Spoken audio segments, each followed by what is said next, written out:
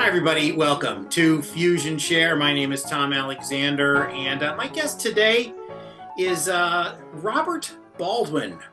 Bob is a teacher and a lifelong musician, pianist, composer. He's recorded albums of his own compositions as well as performed with many, many folks, including renowned violinist Joshua Bell, the great jazz saxophonist Branford Marsalis, and many, many others. And takes time to join us from his home in North Carolina today. And I see the big, beautiful piano behind you there, Bob. That's pretty cool. Yes, There it is. There it is. And that's where most of the work is done, huh?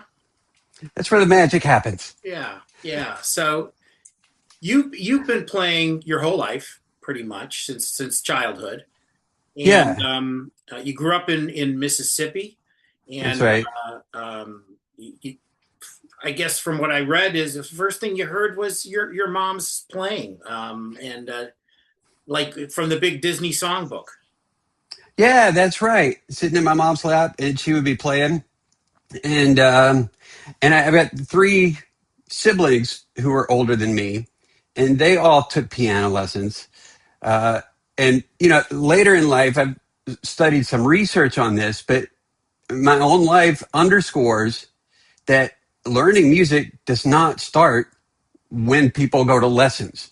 Learning music starts when you're born, maybe before, because by being able to hear my elder siblings go through lessons and being able to be with my mom while she was playing, that's when learning starts. Just like with language. I mean, you don't start learning language when you start talking. You start learning when you're born or before, from hearing it, Yeah. and then from babbling. And the music learning process should be very similar to that. I couldn't agree with you more. And yeah, and you brought up something that reminded me of with my son when he was just starting to try to communicate. And his first word was not mama or dada, it was the word this. And I was trying to figure out why, but we would always say to him, this is a chair, this is a table, this, what's this, what's this? And Uh-huh. this became his first word. And That's so fascinating. yeah, pretty wild. So he was intrigued by that word, and it went on from there. Um, and yes, music is obviously, it's always been described as a language, and to me, it's the greatest language. That's my own personal opinion, because it can connect in anywhere in the world, right? I mean, Hmm. particularly instrumental music, because there's no words to have to learn or understand. Instrumental music is universal. Hmm. You studied classical, and formal training with piano performance, University of Southern Mississippi, Eastman School of Music in Rochester.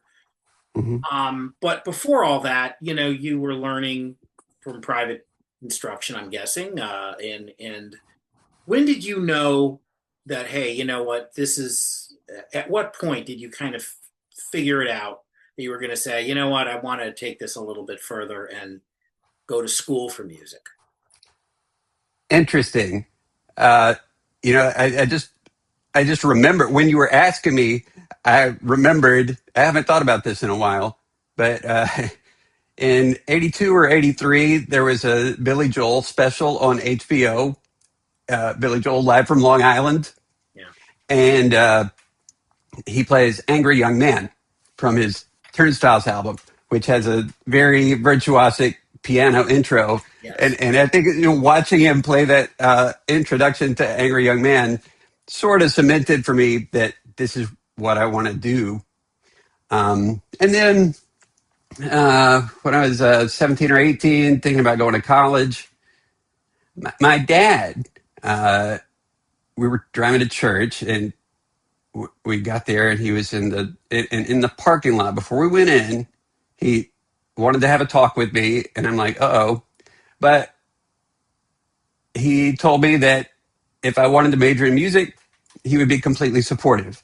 So that was a pretty powerful moment, because Yeah. I think a lot of students don't have that kind of support.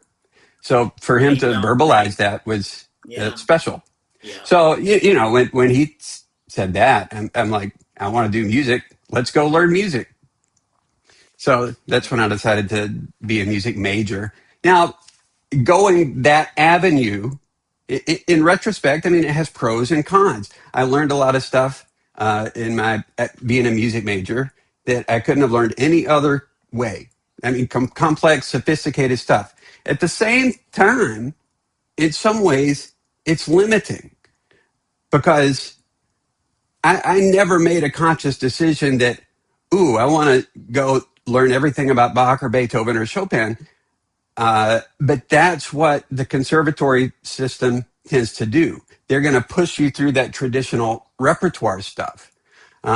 But that was never a choice that I made. I just wanted to be expressive and play the piano. I didn't really know anything beyond that. yeah, So I think it would have been nice to be able to have some more choice in that. Maybe learn more about improvisation and composition, and of course, there's branches of conservatory that do that. Um, right. but nobody ever asked me if I wanted to do that. They just sent me down the Bach, Chopin, Beethoven path, which is great. I mean, those are obviously phenomenal musicians, but I do see that there's a little bit of a limiting factor there. Yeah.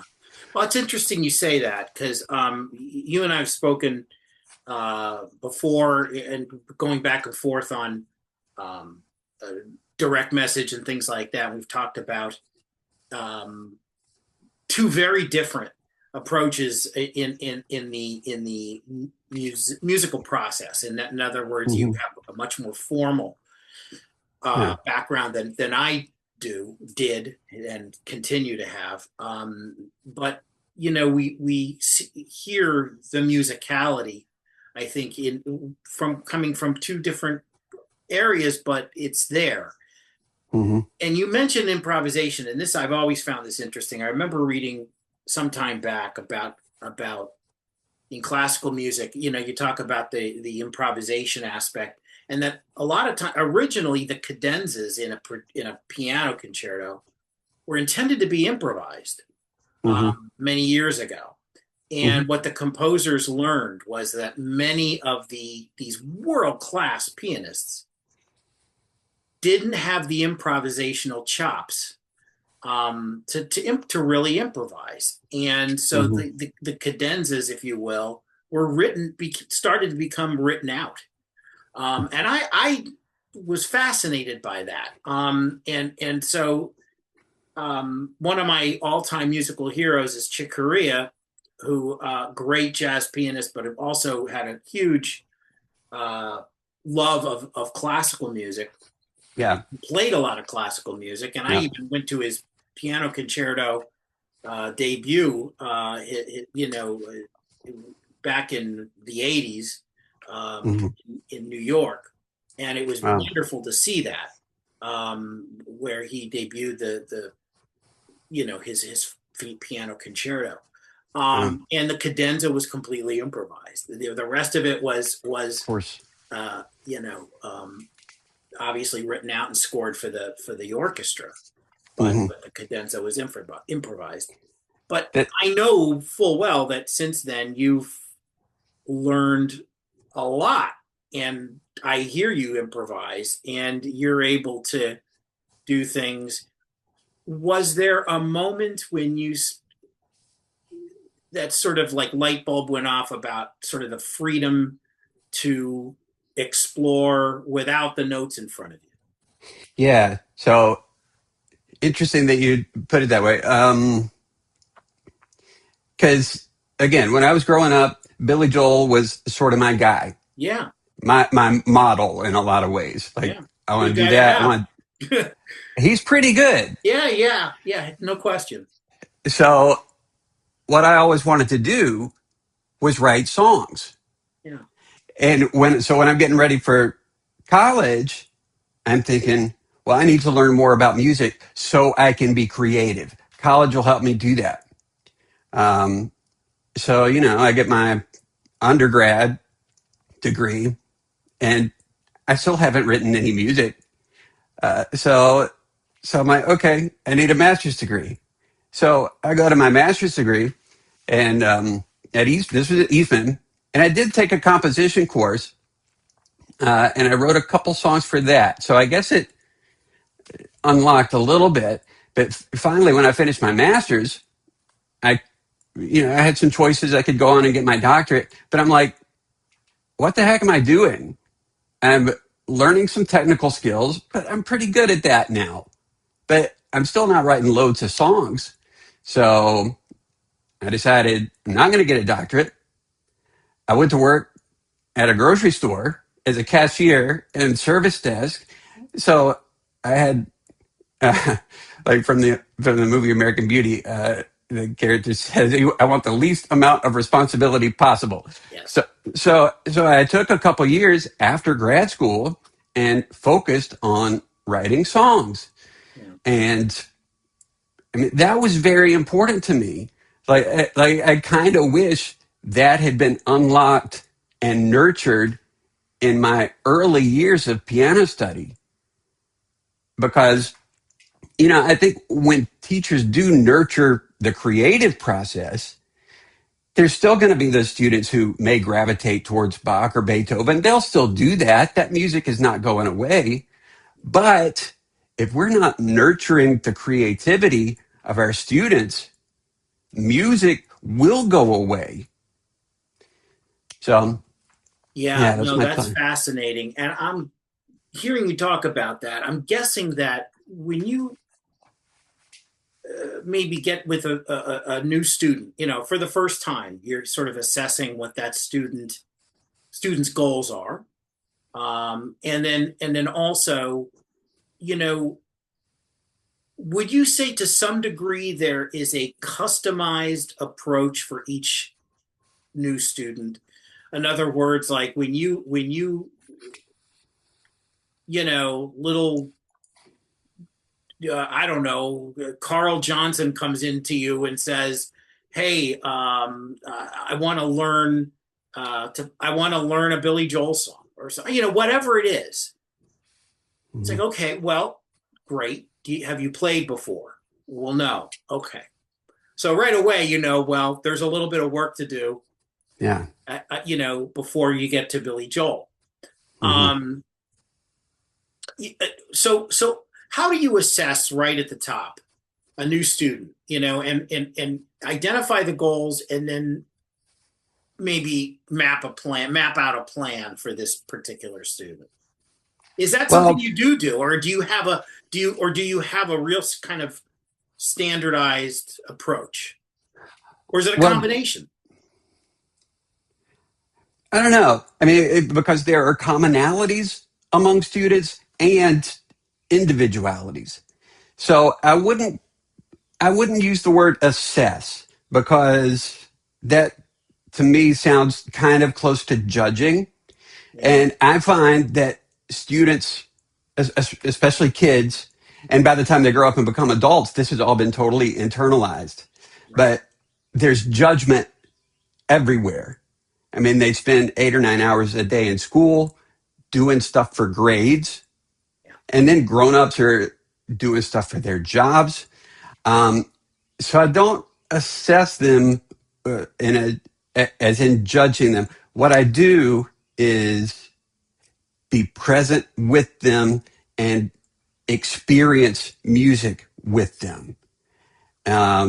So, I mean, that's not something that it gets done in one lesson. That's something that in a year or two or five, Yeah. I get a sense of what they're going for, uh, and help them. So we're creating music together from the first lesson, even and especially if they're a little kid. Uh, that so often is taught out of people in kind of the traditional mainstream music class, but that is critical for giving them direction for a lifetime with music. Which, let me just say this, because you, I'm glad that you in particular asked me to do this podcast, because to my ears, you're the epitome of how music lessons should go, because you're creative, you're expressive, you play with a beautiful tone, you have great flow. So I'm not saying every piano student should turn out like Tom, but I'm saying in the way that you have found your voice, we can nurture and help every student to do that. Yeah. Well, first of all, thank you very much for that. That's so kind, and I genuinely appreciate that very much. I um certainly didn't. I can say this, that I certainly didn't get there overnight. And Mm. it's always a learning process your whole life. Yeah. And as you well know, I'm not telling you anything you don't know at all, but I think for me personally, and I've been saying this for a long time, and I've kind of adopted this philosophy. If I can learn a little more today than I knew yesterday, Yeah. I feel like, okay, you know what? Okay. Oh, what did I just do there? I Mm. maybe it's a process through the process of improvisation, and I stumble onto something. I tend to record a lot of my improvisation. Like, I'll have the phone with Mm. me, and it might not be video, it might just be audio, but I'll just run it, just and I'll listen back, and it's like, oh wait, whoa, wait a minute, what was that? And I go back and I try to figure out exactly what it is I did, because it was in the moment and I'm not thinking about it. As you well know, a lot of this process and performance in real time, there's not a lot of, hopefully there's not a lot of Mm-hmm. thinking going on. It's a release, it's a letting go. and Mm-hmm. and I wonder, and I appreciate you saying it, what about the student aspect of how I learn, but I wonder if how I can express that to another somebody that's just wanting to learn how to play, because people will ask me all the time, how did you how do you what are you thinking about when you do that? What do and I'm really fumbling for words. I have no Mm-hmm. idea. Mm-hmm. The only thing I can say is, let yourself, be you, and don't go into it with anything preconceived, and maybe you get lucky after a while. I don't know if it's the best way I Mm-hmm. can describe it, but have big ears and listen. Listen. Listening is everything, and listen, and also not to only your own playing and maybe the musicians around you that you're playing with, but the people you admire. Like, you talked about Billy Joel, and you Mm-hmm. said, you know I in the right away I identified that this guy is something special, and I he was an inspiration to me, meaning you. And I look at that and say, yeah, Oh, thanks. find that one or two or three folks that you're like, man, that's that's what I aspire to. Mm-hmm. And I don't know, does that make any sense to you at all? Yeah, you said so many interesting things that are popping off neurons. For one thing, you said people are asking you about music, and you're like, I don't have any idea. So there's a researcher, Edwin Gordon, who started this branch of, it's called music learning theory. How do we learn music when we do learn music? And he coined this term audiation, which was based on the term ideation. So ideation is, having an idea, thinking. Audiation is thinking music. Yeah, So at this point in my life, I think that the best thing we can do for students is give them a framework for their curiosity. Like, because you said you were learning every day.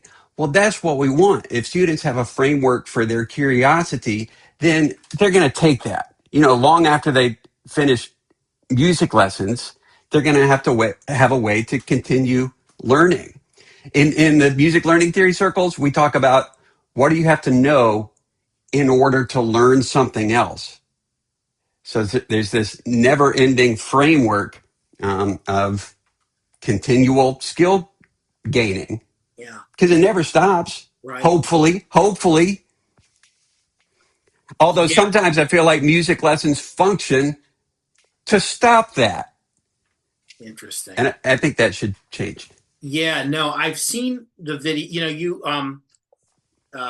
on TikTok a lot, and I know you've got a lot of followers on TikTok. And folks, really, if you get a chance, My Music Genesis is Robert Baldwin's That's me. TikTok page. Did I get? Is that the exact My Music Genesis? Yeah, I think so. Yeah, My Music Genesis. That's it. So,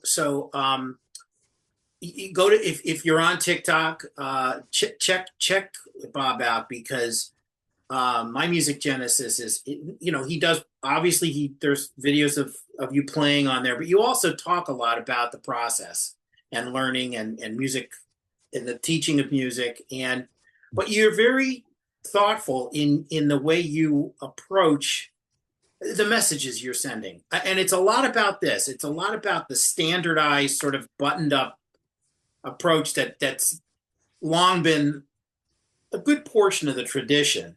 And Hmm. and I think we're learning more and more now that that's not always the way to go. When I'm saying, I'm not saying that it certainly has its value, no question. But I think if you get so conditioned into just almost being taking a more robotic approach to things, it can be a hindrance. Hmm. And it's funny because you and I had this conversation too. It's like sometimes I feel that because I don't have the training, formal training, that I'm lacking. There's certain things that I don't have the ability to like. Best example is where someone like yourself has the color orange on his palette. I have to take red and yellow and mix them together. So it takes me a little longer. It takes me a little longer to come up with it, but you've got the orange. I have to make the orange. But that understanding that you just demonstrated is so worthwhile. Yeah. Yeah. No, it is. It is always a moment I have to say, is a lot of discovery, a lot of self discovery there. I love it. And there's not a day that passes that I don't sit at the piano and work Mm, things out. And I know you're the same way. I love talking to other musicians, and particularly because I play piano. Speaking with other pianists, of course, is the next gear for me. Although I get mm, draw inspiration from all kinds of musicians, and not just musicians, other artists of all kinds. But sure. I think it's great that your approach is very. I just think it's a great approach. It's putting it very simply. Hearing you, Thanks. having heard you speak about this a lot, Hmm. it's like, yeah, I'm like, I'm like the judge at the Olympics holding up a sign, 10. It's like, yeah, that's It's what. definitely something I'm passionate about, and not just to push me, but really to put the spotlight on the students.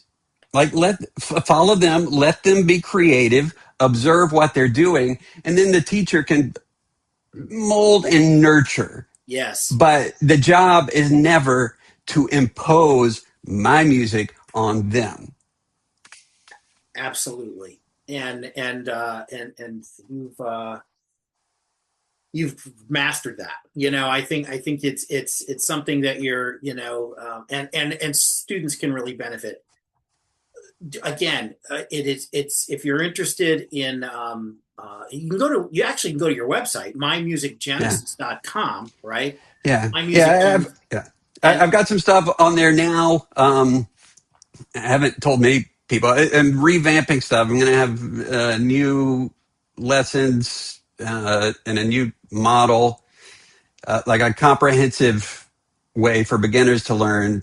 But it's months off. It's nascent, but I'm working on it. that's So yeah, fine. there's some Well, stuff on there now, but keep an eye out for maybe 6 months from now. all right. Well, hopefully then, like sometime early in 2026, maybe we'll see something, and let us know, because we'll certainly share that with our viewers and listeners and everything, and let them know that is available.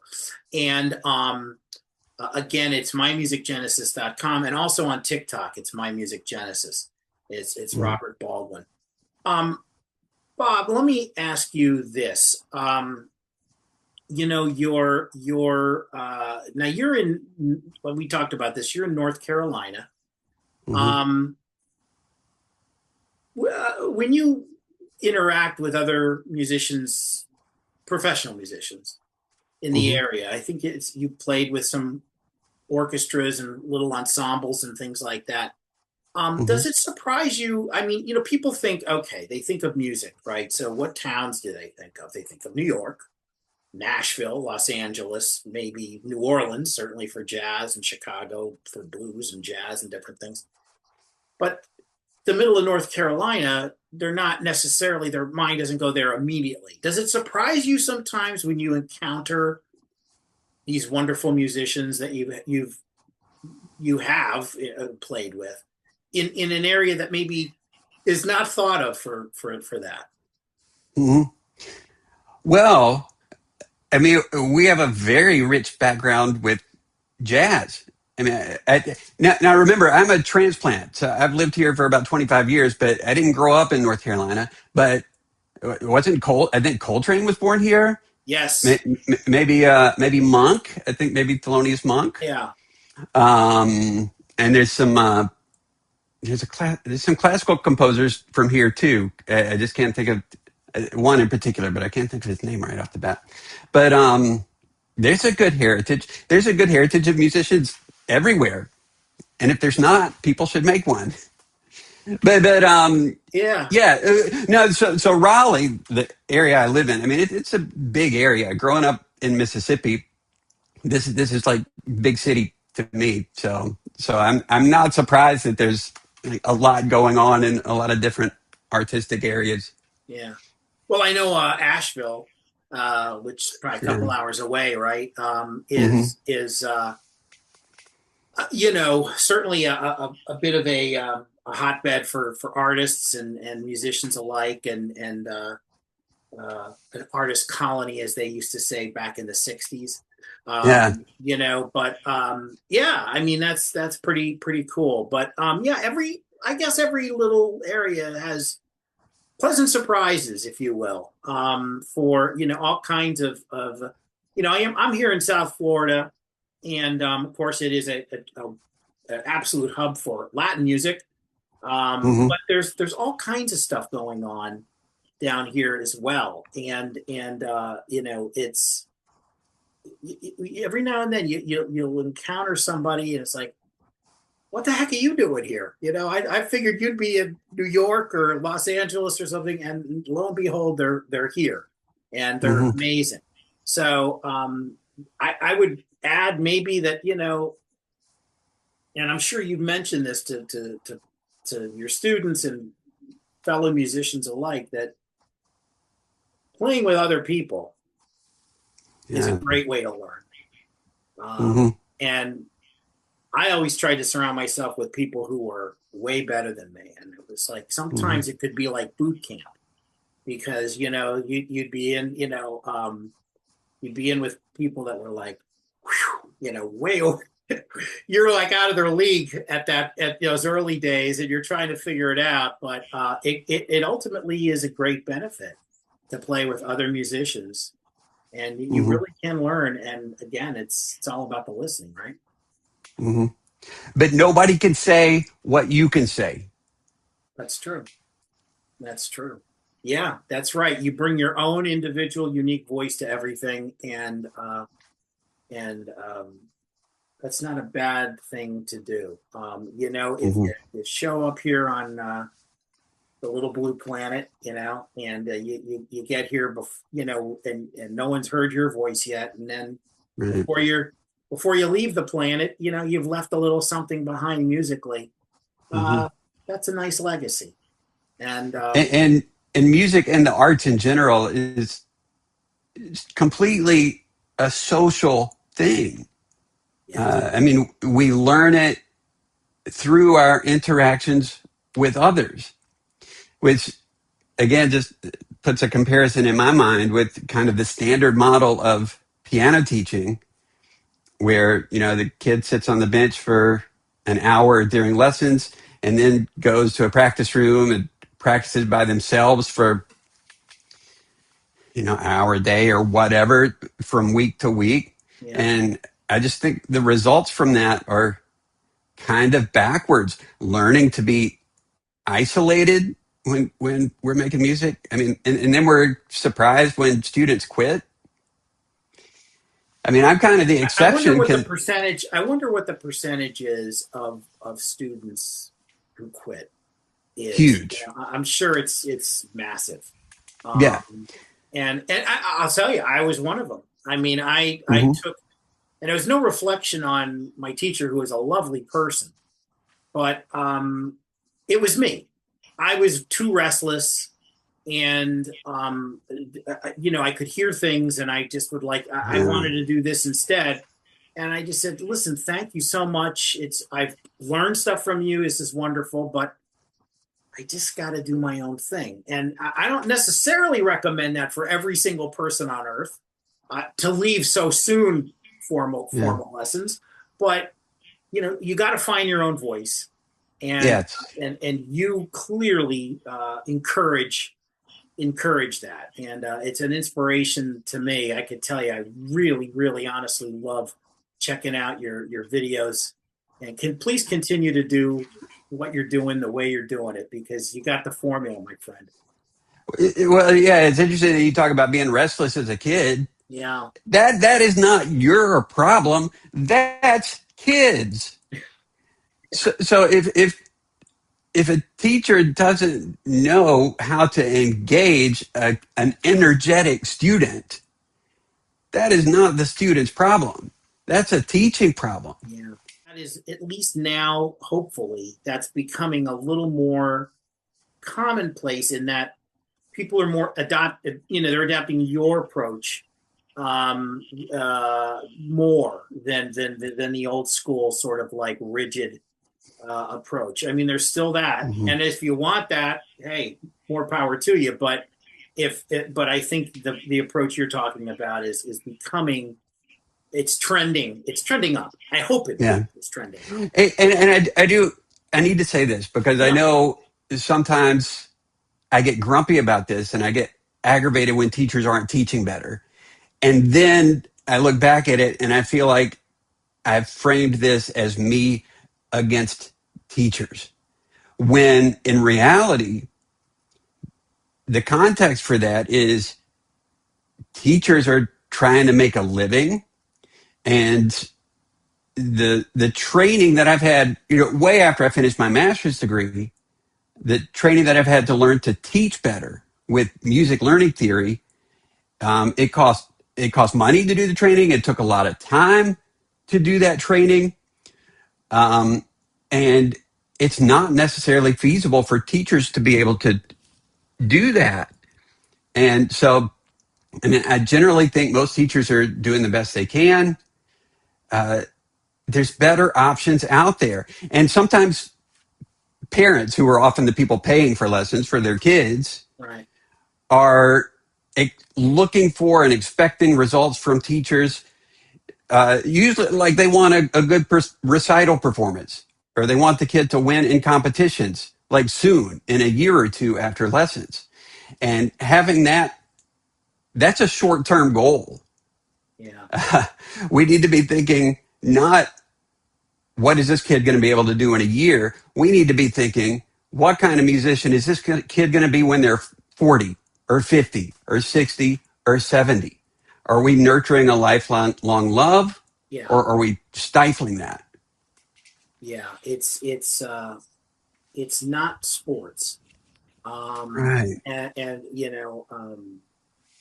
I don't know. Sports tends to be a little more tangible, in a sense that it's, you know, there's more parameters, I think, but You that's get a scored. conversation for another day. But Yeah, but we don't have to score people for art and yeah, music. yeah. Although we try, I think sometimes We that do. happens. Yes. But anyway, listen, Bob, thank you so much for this. I really appreciate it. I'd love to have you on again and talk more about this. Anytime. I really, really, really appreciate it. My guest today on Fusion Share, Robert Baldwin, a lifelong musician, pianist, composer, teacher. And if you're interested in learning more about Bob and his music, and possibly even studying with him, just go to his website. Go to mymusicgenesis.com. That's mymusicgenesis.com. Bob, thanks again, and hopefully we'll see Thanks, you Tom. back here. This is FusionShare. I'm Tom Alexander. See you again next time. So long, everybody.